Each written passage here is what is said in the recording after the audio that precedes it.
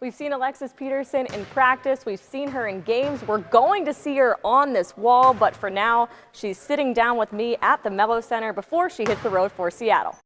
On a day when Sweet D's jersey was lifted into the rafters, there was nothing sweet about this game against Notre Dame. The Orange led for 35 minutes, only to see it slip away with a turnover and a last-second bucket. You know, we wanted to play for Tyus. He just knocked down that shot for us. Here at the Cavalier home field, the temperature is 20 degrees and there's snow on the ground. But here at the Alaris Center on Friday, weather won't be a factor. However, playing indoors makes it a whole different ballgame. The Cuse knew that Colgate was going to come into the Carrier Dome with one goal in mind, to shoot the three early and often. The Raiders may have sunk 14 of them and cut the lead to 6 early in the second half, but it was the Orange big three, Tyus Battle, O'Shea Brissett, and Frank Howard who helped SU pull away and secure their 8th win on the season. What do you think of the song there? I had to catch that. What song were they singing? Tonight's gonna be a good night. Are we getting this?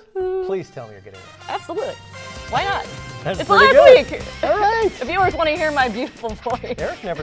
Yes, absolutely. And you know, Syracuse has all the confidence in the world right now that they can actually beat UConn, even though, like you said, the world doesn't necessarily think they can do it, but they also didn't think they could beat South Carolina either. And that was just a week ago, and we saw what happened there. Thanks, guys. Here with UE coach Tom Bellino. And coach, how big was that stop at the end of the first half? I saw you getting hype over there. Over Dryden last week, I'm joined by Coach Kurt Kilbasa. Coach, last week, what did you see from your team?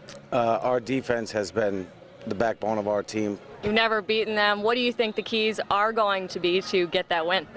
Weather will not be a problem. Thank you so much, Coach. Thank you very much. Thanks for coming. We appreciate it. Absolutely. Kate was out at CBA for the mega matchup, and Kate, we finally picked a good one. Yes, we finally got a good one. I have a trivia question for you. When was the last time that Central Square beat CBA in football? You or Eric? I was 8. You were 8. I heard you say it earlier, but I can't remember the year. 1975. So that's why it's our mega matchup this week. So let's get right to the highlights. You got quarterback Servassier Dennis sitting the sidelines after going down against FM last week. Central Square up 19-13 early in the fourth quarter. What kind of shorts do Mario and Luigi wear, guys? Denim, denim, denim. He's powered up right there. Timmy Denim.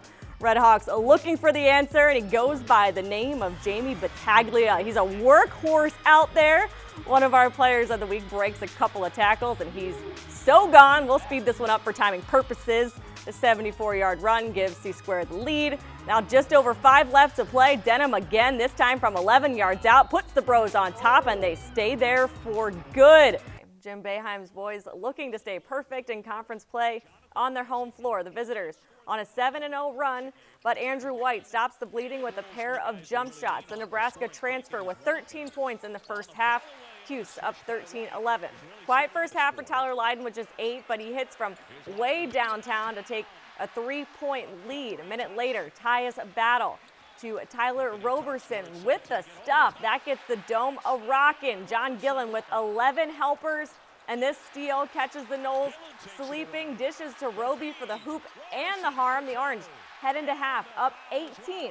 There may not be as much on the line, but the sectional semi rematch between CBA and JD is certainly feeling that way. The unbeaten Red Rams off to the races early. Darvin, love it. I'm loving it. The flush doubles the lead for JD. It's snowing outside, and it's raining threes on the court. First, it's Dan D'Amico, then Paul Averso making the net pop. Final seconds of the quarter, Buddy Boeheim takes it himself at the buzzer. Jamesville DeWitt with the last laugh in this one. They win 67-62. His coaching style is unique. Calm and intense at the same time. When coaches that mad and intense, you know, that's when we know we got to pick it up. Coach B is definitely laid back. He'll let you know once if you messed up, but after that, you better not want to mess up again. Cool, calm, collected. That's Pat Beeline on the bench at Lemoyne. But hey, it works. His team is hosting the NCAA D2 tourney for a second straight year. I'm going to definitely enjoy it this year and kind of just appreciate what's going on here at the NCAA tournament at Lemoyne College. This may be Pat's post now, but it wasn't long ago that he was watching his dad, John Beilein, the current Michigan Wolverines coach, lead Lemoyne. I remember a lot of snowy nights. I remember a lot of wins and a lot of losses. I remember the Lemoyne players babysitting me at times. So yeah, there's a lot of great memories. A lot of great things happened in my early ages here. When John coached at the Heights, Pat was just a youngster. Fast forward a quarter century, the Big Ten champ is dancing his way into March Madness. But before the two-step on Sunday, John was winning in the semis, while his son was winning his final, something that was clearly on John's mind. Now, John Beilein comes over to talk with his wife, Kathleen. What's the first thing he says? How's Patrick doing? Because his son, Patrick Beilein, was coaching in his conference championship game that began at 3 o'clock. So on Saturday, John will be in the stands to cheer Pat on. And yes, that's something he's done before. Knock on wood, we're undefeated when he is here in Lemoyne. We only lost the one game at Bellarmine, so hopefully we can keep that streak going. A 3-game streak would land Lemoyne in the Elite Eight for the first time in program history, and it all starts on Saturday. Reporting from Ted Grant Court, Kate Callaway, Spectrum News.